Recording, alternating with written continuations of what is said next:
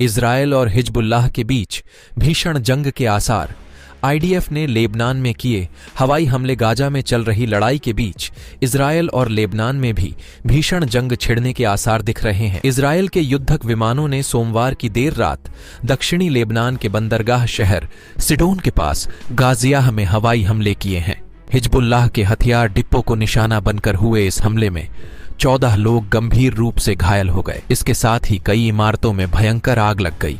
प्रत्यक्षदर्शियों ने कई तेज धमाकों की आवाजें सुनने की भी बात कही है। गाजियाह शहर के चारों ओर धुएं का गुब्बार भी देखा गया। यह शहर पोर्ट सिटी सिडोन के ठीक दक्षिण में और इजराइल की सीमा से करीब 60 किलोमीटर उत्तर में मौजूद है। लेबनान के संसद सदस्य ओसामा साद ने कहा कि इजराइल अब तक गाजा में कुछ भी नहीं कर पाया। लेबनान में भी कुछ हासिल नहीं होने वाला है। वो लेबनानी और फिलिस्तीनी लोगों को डराने के प्रयास में नागरिकों को निशाना बना रहा है, लेकिन उसकी स्थिति में कोई सुधार नहीं होने वाला है। इजरायली सेना का कहना है कि उसने ये हमले सोमवार को उत्तरी इजराइल के तिब्रियास शहर पर हुए ड्रोन हमले का बदला लेने के लिए किया। लेबनान के हथियारबंद संगठन हिजबुल्लाह ने इस हमले की कड़ी निंदा की है। इसके साथ ही कहा कि इजराइल को इसकी कीमत चुकानी होगी।